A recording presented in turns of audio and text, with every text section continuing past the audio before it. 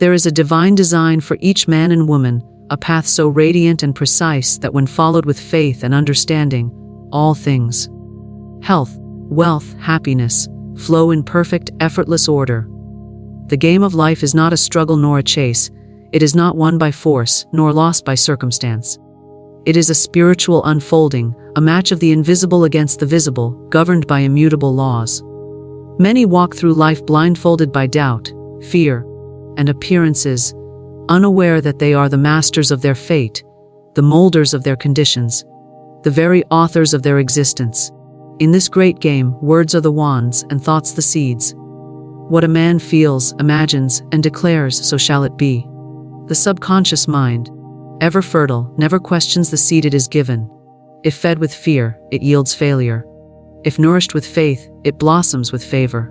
Life, dear listener, is not happening to you, it is responding to you. And your only real enemy is ignorance of the law. Every soul is born rich, clothed in infinite supply. Yet many believe in lack, and so they experience it. They speak of limitation and live it. They fear misfortune and attract it. But the law is exact and without prejudice. Whatsoever a man soweth, that shall he also reap. The universe is a mirror, and every word, every emotion, every belief is reflected back with precision. You do not need to strive or strain to win. You need only to align, with truth, with courage, with divine certainty. In the game of life, intuition is your inner guide, and faith is your sword and shield. What your heart whispers in stillness is the voice of spirit, and it will never lead you astray. Trust it. Obey it. Delay not in the face of appearances, for what you see is only the echo of yesterday's thinking. The unseen, not the seen, is the source of all. The person who knows this walks in a charmed circle, untouched by chaos, unshaken by lack, unafraid of tomorrow. To play this game well is to speak only that which you wish to see, to affirm only that which uplifts, to imagine only that which glorifies the good. Let go of resentment, for it binds. Forgive, for it frees. Speak your word with authority, and it shall not return void. Declare your good with unwavering faith, and doors shall swing open where there were none. There is no luck in life, only law. There is no fate, only the consequence of belief. When you know this, truly know it, you begin to live, not as a pawn, but as a co-creator with the infinite. The wisdom of ages stands ready to serve you. The power that shaped the stars awaits your command. You have only to step into your authority, to remember who you are, and to claim your divine inheritance. Thoughts and words are the most powerful tools we possess in this spiritual journey called life. They are not idle expressions or fleeting notions. They are living forces, shaping our experiences, carving out our paths, and determining our reality. Every word we speak is a decree, and every thought we harbor is a blueprint. They go forth into the invisible realm and return, clothed in form, circumstance, and condition. The law of the universe is unwavering. What is impressed upon the mind will be expressed in the outer world. Therefore, to play the game of life successfully, one must guard the gate of the mind with absolute vigilance. Most people do not realize that the conditions of their lives, whether health or illness, wealth or poverty, joy or sorrow, are not accidents, nor are they determined by fate or chance. These experiences are the direct result of habitual thinking and speaking. The universe responds not to begging, not to wishing, not even to hard work in the physical sense, but to the vibration of our dominant thoughts and words. You may speak in jest, but the subconscious takes it seriously. You may declare defeat lightly, but the universe hears it as a command. Every time you say, "I can't afford it," "I always get sick," or "Nothing ever works out for me," you are playing a dangerous game. You are writing scripts for your own life, and the stage is set accordingly. The subconscious mind does not argue, it accepts what it is told. It does not reason, it records. It does not decide between good or bad, it only magnifies. So when you fill your inner world with worry, criticism, or fear, your outer world reflects those very patterns. A man who constantly complains of lack only reinforces the belief in scarcity, and life obliges by withholding supply. A woman who repeats that she is unloved and unwanted will attract circumstances that affirm her loneliness. The law is precise as within, so without. But just as we have spoken ourselves into bondage, we may speak ourselves into freedom. A single thought of truth, spoken with conviction, can cancel years of error. A single word of faith can dissolve a mountain of doubt. For every negative affirmation, there exists its positive counter. Where one has said, "I am always sick," he may now say, "Divine life flows through every cell of my being." Where one has declared, "Money slips through my fingers," she may now affirm, "Infinite substance is drawn to me in perfect abundance." These are not idle chants. They are spiritual commands. They have the power to rewire the subconscious, redirect the current of circumstance, and reorient the soul toward its divine purpose. Thoughts, when emotionalized, become even more potent. A thought accompanied by fear is dangerous. A thought wrapped in faith is powerful. That is why idle fears and angry speech must be cast out like thieves in the temple. You cannot entertain thoughts of violence, limitation, or despair and expect harmony to appear. If you dwell on the injustice of others, you shall meet with injustice. If you imagine betrayal, you will find betrayal. The subconscious mind has no sense of humor. It is literal, mechanical, and eternally creative. It receives the images you hold and the words you declare and manifests them with mathematical certainty. To think correctly is to think truth. And what is truth? That there is no lack in divine mind, that there is no disease in spirit, that there is no failure in the plan of the infinite. When you speak these truths with certainty, the outer world must rearrange itself to match the vibration. That is the law. The problem many people face is that they think truth in the morning and error by the afternoon. They affirm health at breakfast, complain of fatigue by lunch, and fear disease by dinner. They declare prosperity today and speak of bills tomorrow. Such contradictions dilute the creative power of the word. One must be consistent. The mind must be renewed daily, hourly, moment by moment. Your words should be few and filled with power. They should not be scattered like seeds on rocky soil, but sown intentionally into the rich garden of the subconscious. Every statement you make is a seed that must bear fruit, so you must choose wisely what you plant. Speak only of what you desire. Never speak of fear, failure, or frustration unless you wish to entertain them. The law does not recognize sarcasm. It does not distinguish between a joke and a command. If you say, "I'm such a fool," life will conspire to affirm your foolishness. If you say, "Things never go my way," the path will twist to reflect your belief. The secret lies not only in the conscious effort to think good thoughts, but in the deep realization that you are the very channel through which divine power flows. You are not separated from the source. You are its expression, its agent, its living proof. And because you are one with the infinite, your thoughts and words carry the weight of creative authority. When you say, "I am," you are invoking the name of the divine within. Be careful what follows those words. "I am tired" brings fatigue. "I am strong" brings strength. "I am always late" ensures delay. "I am blessed" opens the floodgates of favor. You are always creating, whether by default or by design. Your world is your mirror. If you dislike what you see, do not blame the mirror. Change the reflection by changing the image within. Life is not unfair, it is exact. And it will change the moment your thoughts and words change. There is no outside force oppressing you, only inner beliefs seeking expression. What you believe about yourself and your life will be proven true, again and again, until you decide to believe something better. To become master of the game is not to control outer events, but to discipline inner speech.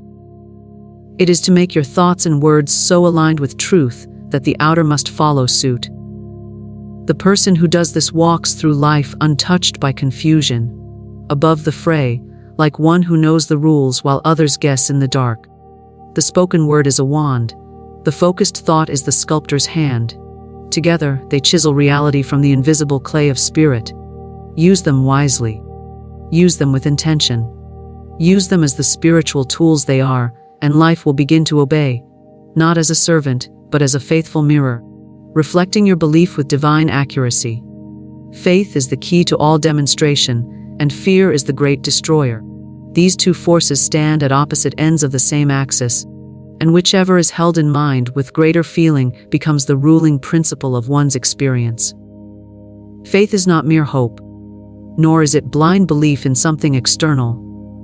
It is the deep knowing that what is promised by the Spirit is already accomplished in the unseen, and that it shall inevitably come to pass in the seen.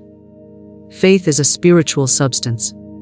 It is the very essence that bridges the invisible and the visible. It does not depend on outer evidence, for it is the evidence of things not seen. One who lives by faith walks in certainty, while appearances scream otherwise. One who walks by faith speaks health in the face of symptoms, abundance in the face of debt, harmony in the face of conflict, and knows, without doubt, that the spoken word shall be fulfilled. Fear, on the other hand, is inverted faith. It is faith in the wrong direction. It is belief in evil, trust in misfortune, and conviction that something negative will come to pass. It too is creative, and it too has power, dark power, misdirected energy.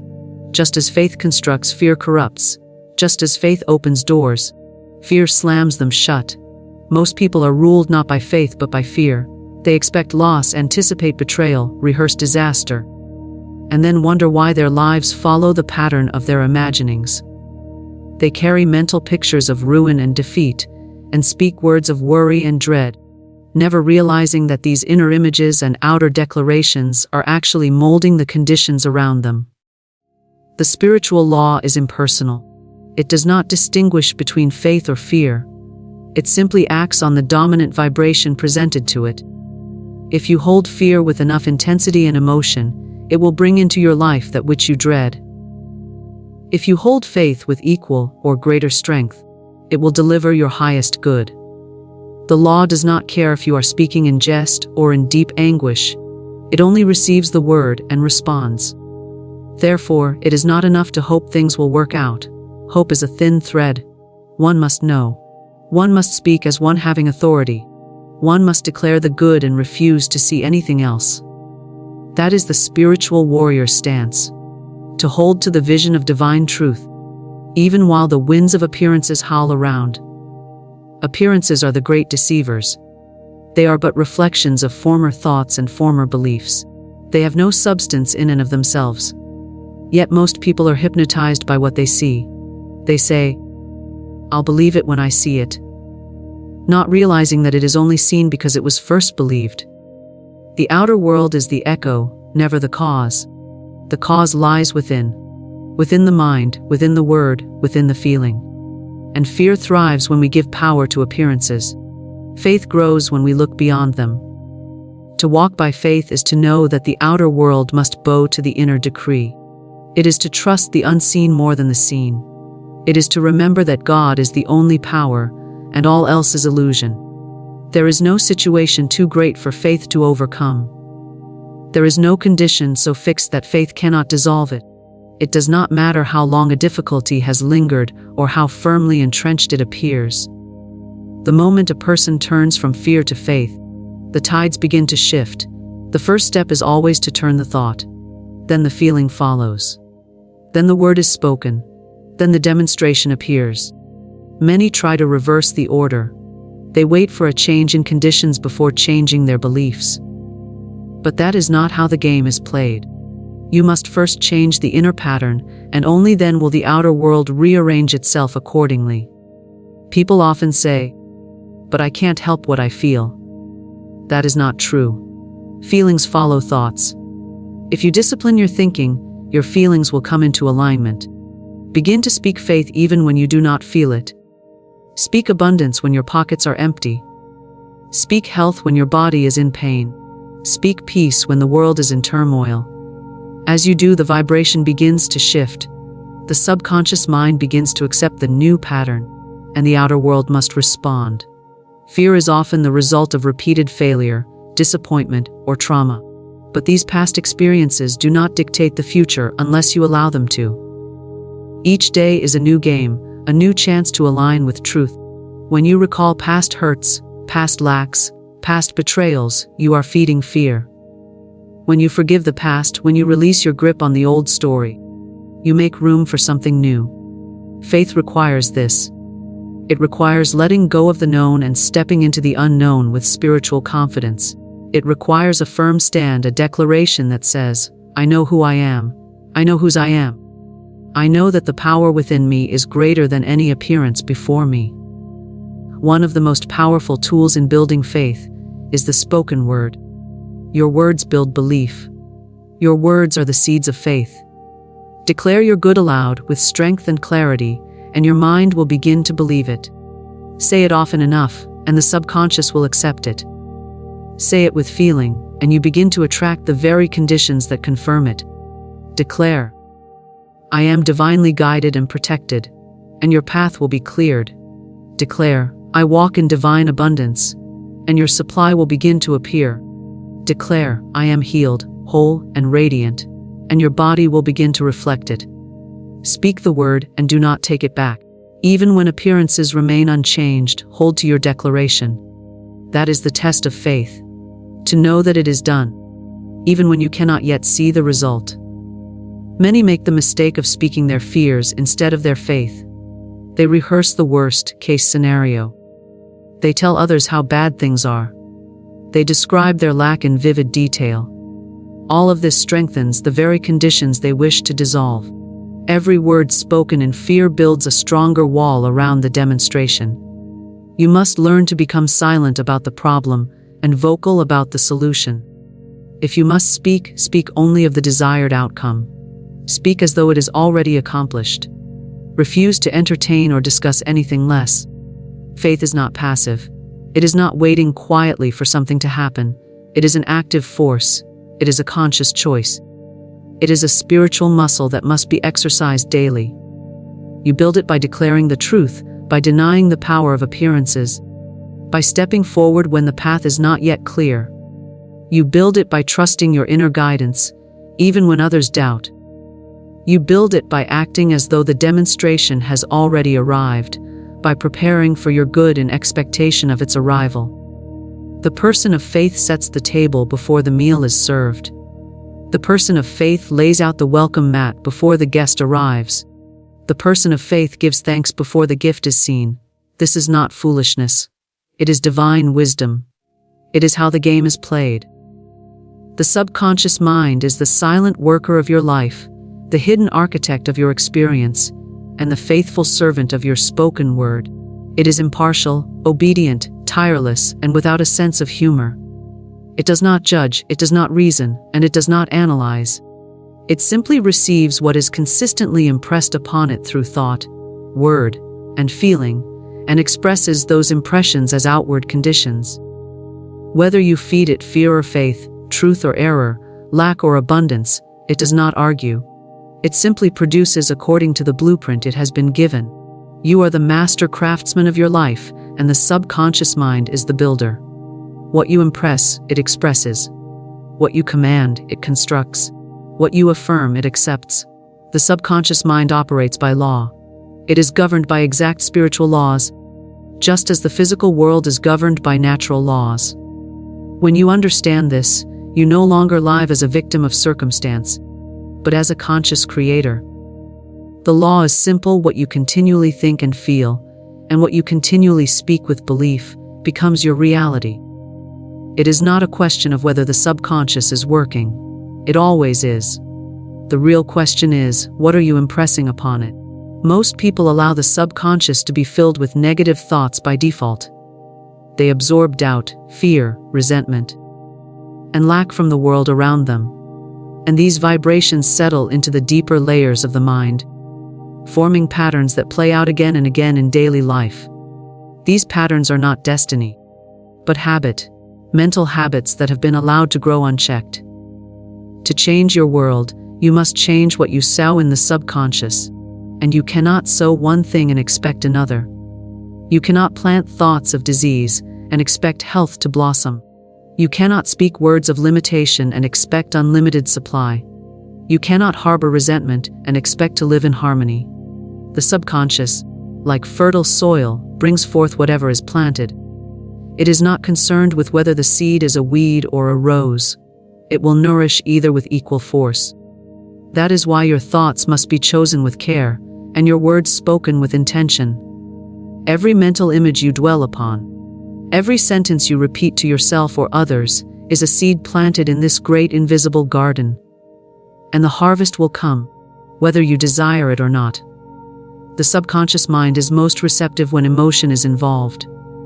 A thought that is lightly held will not take root, but a thought that is charged with strong feeling will sink deeply into the subconscious and begin to grow. This is why fear, when deeply felt, often brings about exactly what is feared. The emotion gives it power. And this is also why declarations of truth, when spoken with conviction, have miraculous power. The subconscious responds to belief, not to empty repetition. It responds to sincerity, not to formula. When you declare a truth with unwavering confidence, such as, "I am divinely guided," or "All that is mine by divine right now comes to me," you are giving the subconscious a command. If that command is sustained over time and not cancelled out by doubt or fear, the subconscious will carry it out to the letter. Most people feed the subconscious with contradiction. They affirm abundance in the morning and then complain of lack by afternoon. They declare health today and speak of symptoms tomorrow. They affirm confidence and then worry what others think. This mixed vibration confuses the subconscious and delays the demonstration. It is like planting a seed, digging it up the next day, planting a different one, and then wondering why nothing grows. The subconscious requires consistency. It must receive the same impression over and over again before it accepts it as true. That is why daily spiritual practice is essential, not to persuade God, but to train your own mind. You must learn to hold the image of truth longer than the illusion of appearances. One powerful way to impress the subconscious is through visualization. The imagination is the tool by which you sculpt the unseen. When you vividly imagine the life you desire, with detail, with emotion, with certainty, you are building a mold for the subconscious to fill. The more often you do this, the clearer the pattern becomes. And the subconscious will begin to move people, circumstances, and events to match the vision. But if your imagination is filled with worry, with worst-case scenarios, with pictures of loss and failure, the same law applies. The subconscious cannot distinguish between a true image and a false one. It only responds to repetition and feeling. This is why mastering your imagination is not mere fantasy, it is spiritual responsibility. Another key to mastering the subconscious is the spoken word. Words are containers of power. They are not idle sounds but spiritual instruments that carry vibration deep into the inner mind. When you speak, you are not merely communicating with others. You are instructing the subconscious. You are declaring to the universe what you believe, and the subconscious listens attentively. Every "I am" statement is especially powerful, for it aligns the self with identity. When you say, "I am tired," you reinforce fatigue. When you say, "I am strong," you call forth strength. When you say, "I am poor," you cement poverty. When you say, "I am wealthy," you draw in supply. This is not magic. It is spiritual law in action. The subconscious obeys the voice of the conscious mind, and it acts upon whatever it is told, day after day. Affirmations are a tool for consciously reprogramming the subconscious, but they must be used correctly. To be effective, affirmations must be stated in the present tense, with confidence and feeling. Saying, "I will be successful," places the good in the future, always out of reach. Saying, "I am successful," affirms it now, and the subconscious begins to organize reality around that truth. Doubt may arise, but if the affirmation is repeated with persistence, and without resistance, the doubt begins to dissolve. In time, the subconscious accepts the new truth and begins to manifest evidence to support it. Every person you meet, every opportunity that arises, every event that unfolds is influenced by the instructions you have given to your subconscious. Some people attempt to change their lives by force of will, through outer effort alone. But the wise know that lasting change begins within. Outer effort without inner alignment is like rowing against the current. When the subconscious is aligned with the conscious intention, effort becomes ease.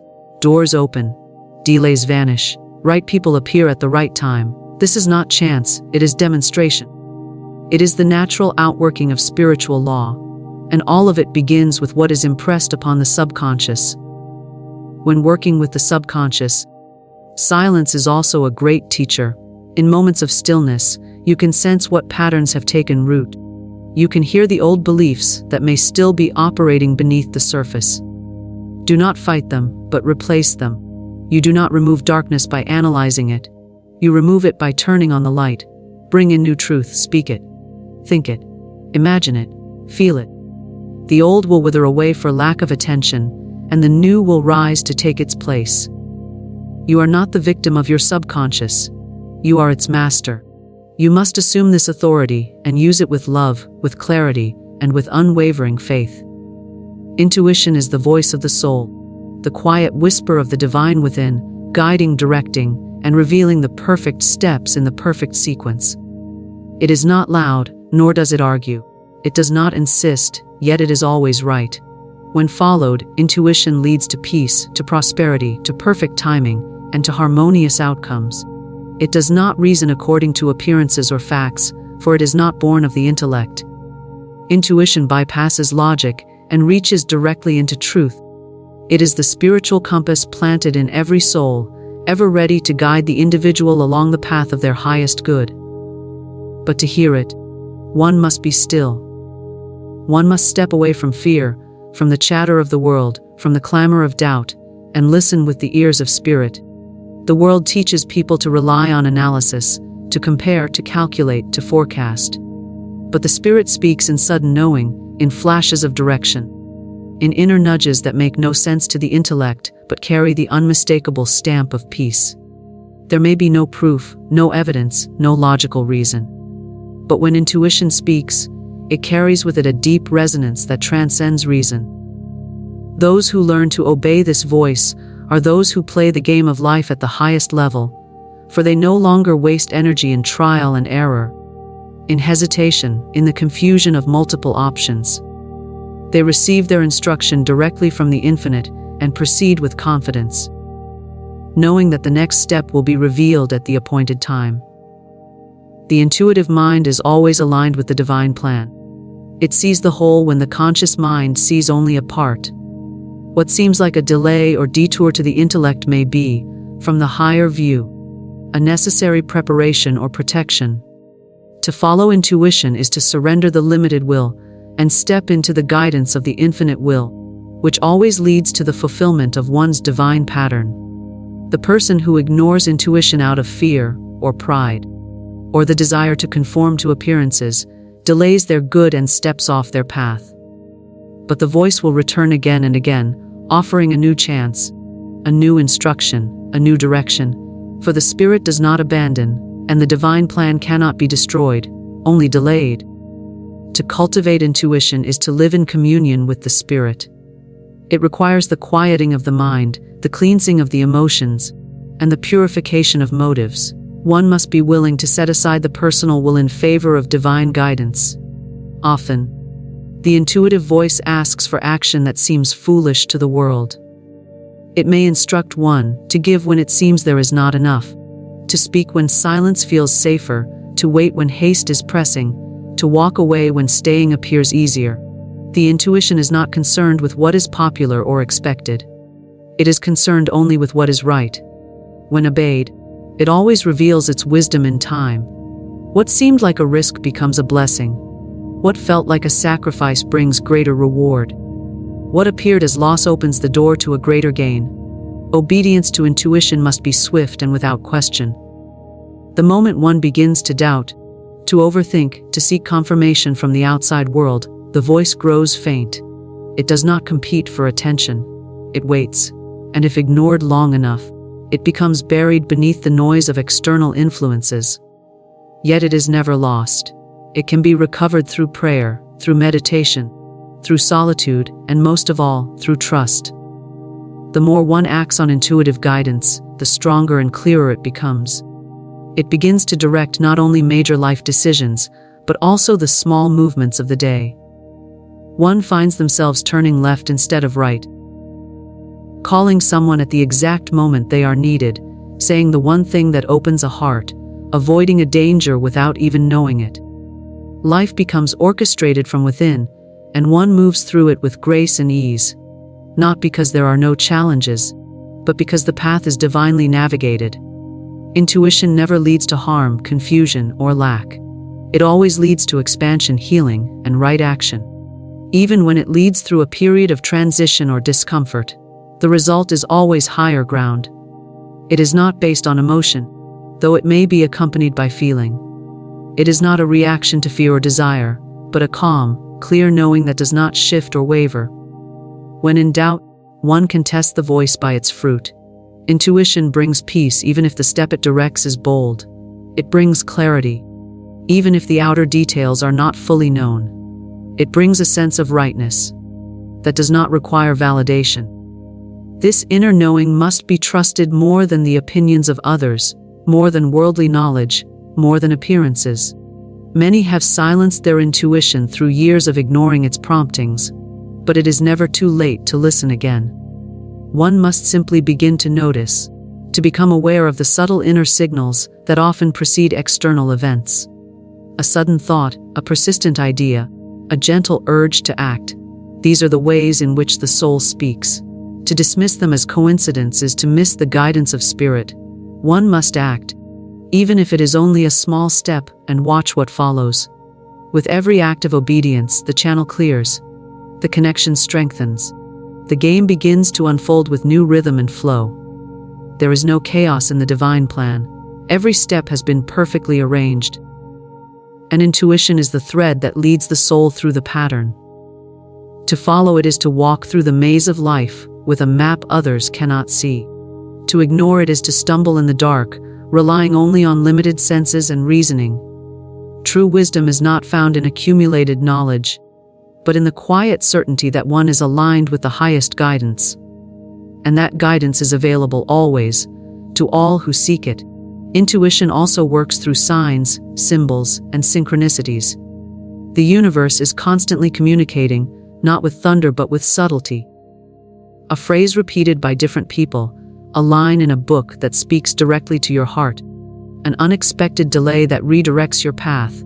All of these are expressions of the same guiding force.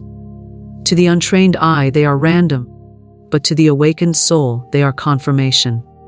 The more one acknowledges these signs, the more they appear. The more one thanks the divine for its guidance, the more guidance is given. The path of intuition is not always comfortable, but it is always safe. It may lead away from what is familiar, but it never leads astray. It calls you to be brave, to trust what you cannot yet prove, to act before the outer evidence has appeared. But those who live by this guidance find that life begins to respond in remarkable ways. What others strive for begins to flow effortlessly. What seemed out of reach begins to approach. The right people come. The needed resources arrive. The timing aligns with precision that no amount of planning could achieve. And all of it unfolds through the quiet, sacred channel of inner knowing. Forgiveness is the key that unlocks the soul's prison, the invisible act that releases both the giver and the receiver from the bondage of error. It is not merely an emotional gesture or a noble sentiment. It is a spiritual law, and its practice clears the pathway for all forms of good to enter. To forgive is to cleanse the subconscious of poison, to uproot the seeds of resentment before they grow into thorns of lack, illness, or unhappiness. Many who seek prosperity, healing, or peace find their demonstrations delayed, not because the good is withheld, but because the channel is blocked by unforgiveness. Divine supply flows where there is no obstruction, and resentment is one of the greatest obstructions to that flow. The world teaches retaliation, holding grievances, rehearsing old wounds in the mind. It sees forgiveness as weakness or surrender. But in spiritual truth, forgiveness is the strongest stance, for it aligns the individual with the law of harmony and justice. When you forgive, you are not condoning the error. You are refusing to allow it to live rent-free in your consciousness. You are declaring, "This has no power over me." You are no longer identifying with the wound, but with the healer.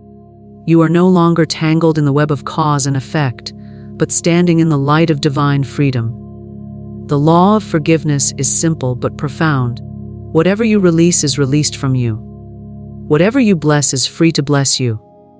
Whatever you let go of, lets go of you. Many hold on to old injuries with clenched fists, unwilling to let go, believing they are guarding their dignity or protecting their truth. But in truth, they are binding themselves to the very thing they wish to escape. You cannot live in the fullness of your divine inheritance while carrying the burden of resentment. It weighs down the heart, clouds the vision, and invites more of the same into your experience. Forgiveness is not always instant, nor does it always begin with a feeling of peace. Often, the decision must be made first, even while the heart still aches or the mind still protests. The spiritual act must precede the emotional release. You may begin by saying, "I forgive him. I forgive her. I forgive myself." Even if the words feel hollow at first, speak them anyway. The subconscious will hear. The spirit will move. The feeling will follow.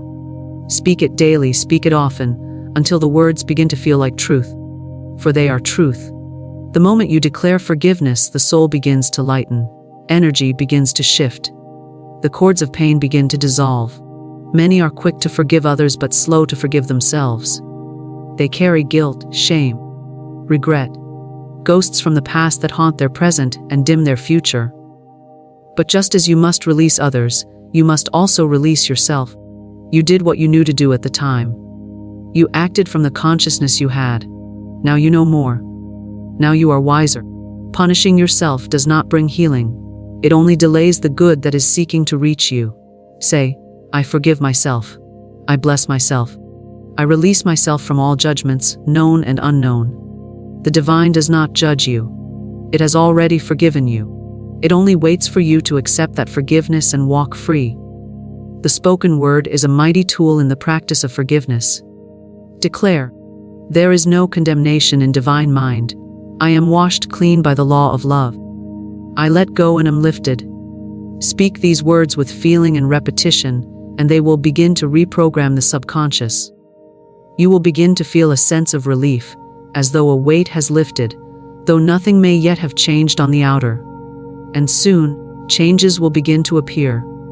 Things that were stuck will start to move. Delayed good will begin to flow. Health will improve. Finances will shift. Relationships will mend. This is not imagination. It is spiritual law responding to a cleansed and open heart.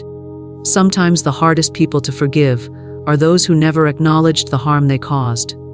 The ego wants apology, recognition, or justice before releasing the pain. But the soul does not need any of these. Forgiveness is not for them, it is for you. The moment you release the need for acknowledgement, you stop giving power to the one who hurt you. You no longer live as a victim, but as a victor. You walk free, regardless of whether they ever change or even remember. You choose not to let their error become your burden. You place them in the hands of divine law and go forward unchained. There are times when forgiveness must be repeated.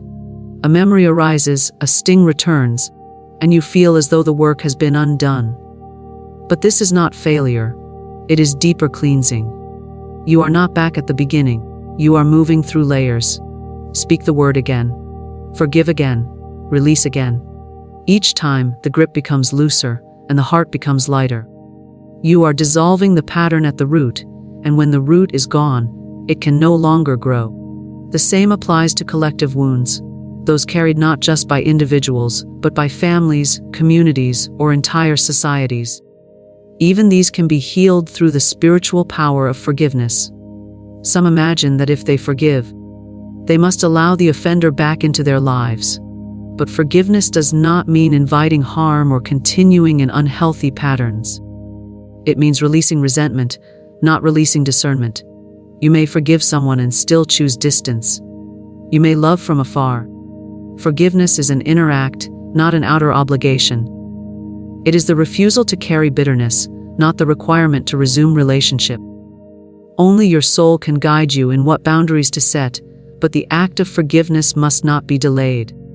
There is a deep spiritual power in blessing those who have hurt you. It may seem impossible at first, but it is the final act of liberation. Say, I bless them with peace. I bless them with light. I release them into their highest good. These words are not weakness, they are strength. They are your way of taking back your power and refusing to stay tied to the vibration of pain. As you bless them, you bless yourself. As you release them, you rise. Forgiveness also heals the body. Many illnesses are the result of unexpressed grief, chronic resentment, or buried guilt. The body carries the burden of the mind, and when the mind is freed, the body responds. A chronic ache may vanish. Fatigue may lift. The eyes may brighten. The face may soften. The breath may deepen. This is the body rejoicing in the release of a heavy load. Forgiveness is not just spiritual. It is physical, emotional, mental, and energetic. It touches every part of life. To live in a state of continual forgiveness is to walk in grace. It is to keep the inner channel clear so that love, wisdom, supply, and guidance may flow without interruption. It is to understand that all are doing their best from their level of awareness, and that error is simply ignorance, not evil, not malice, but unconsciousness. When you see this, you stop taking things so personally. You begin to see others as souls in process, learning their own lessons, walking their own path. You let them go, and in doing so, you set yourself free.